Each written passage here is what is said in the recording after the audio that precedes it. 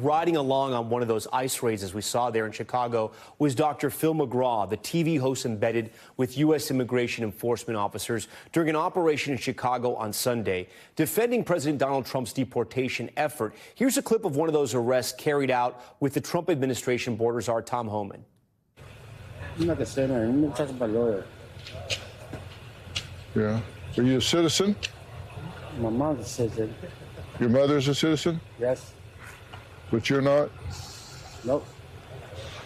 But you've never been deported before? We Dr. Phil. We got Dr. Phil. Yeah? How do you know me? No, I seen Dr. Phil, you know, on TV. Yeah? Yeah. Yeah.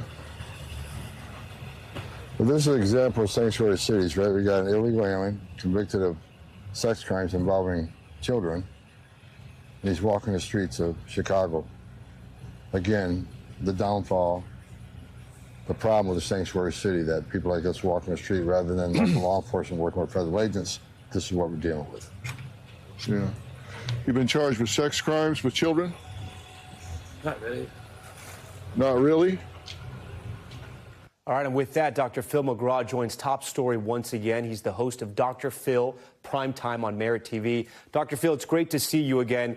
So, Dr. Phil, I'm going to ask you this very plainly, right? Everyone knows who you are. You're a psychologist, Hall of Fame broadcaster, you're a celebrity. What exactly were you doing there this weekend on those raids?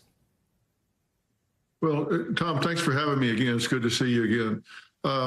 This is something that I deal with what people are interested in and how it's impacting their lives. And our viewing audience is very interested in these immigration laws and what's happening. It was one of the top issues on people's minds culturally and what's impacting their family. And we talk about the things that people are interested in on Merit TV. And what we want to do is show them with full transparency what's actually happening. And, there's been a lot of talk out there about sweeping through neighborhoods, just picking up people indiscriminately, and I wanted to see if that was happening. Part of my embedding within this group was to ask Tom Homan hard questions. I asked him, are you just sweeping through neighborhoods and picking up people that are here illegally? And he said, no, that's not our intention. We have our plan right now is worst first. We're going after those that have the worst criminal records first. And this is a surgical, tactical plan to go in and get those people. And sanctuary cities are not letting them know when they have these people in custody so they can come to the jail and pick them up.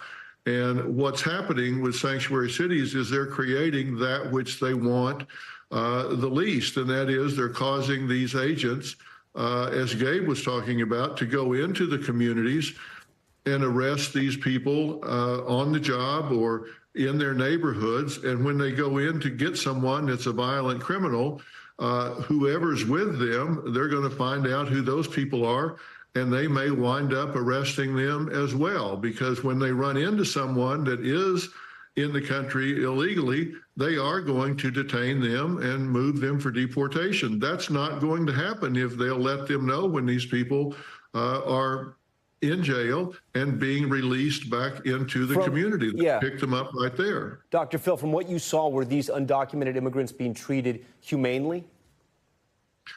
Absolutely. I was there at 4 a.m. when they had the debriefing. This was a multi-agency meeting with ICE, DEA, ATF, FBI, U.S. Marshals, and their number one concern was the safety of their agents, of all the people in the community, and of the people that they were targeting. Even though they're criminals, they were very concerned with their safety and getting them detained out of the community and into custody safely. They said, let's make sure everybody gets home safely today. Dr. Phil, so you heard Gabe's reporting there, my conversation with him.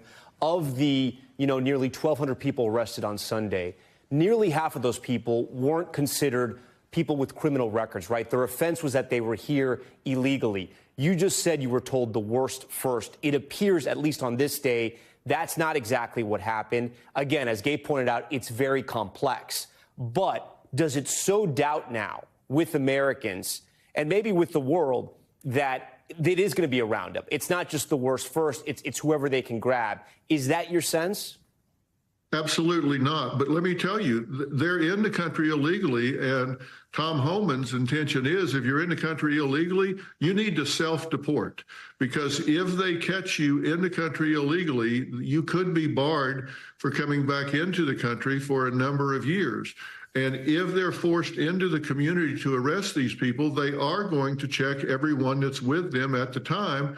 And that's going to mean more people are arrested sooner and taken out of the country before they have an opportunity to leave voluntarily and then apply to come back in. So I'm not surprised that there are people that are being arrested, detained, and processed for deportation that are not violent criminals, because they're being forced into the community to arrest these people that they could be picking up in jail and not encountering those people that aren't violent criminals. Last question here, Dr. Phil. In the country illegally. Last question for you. Let's combine your psychology and the politics, if you will. Will President Trump, because the polls have showed that a majority of people do want undocumented immigrants to be deported, right? The polling is on his side. But if they start deporting the people who were here and here illegally but not committing crimes, and they separate families, or they're taking people out who have children who may be born in this country, are considered Americans, will Trump sort of lose the country, or at least the people who are favoring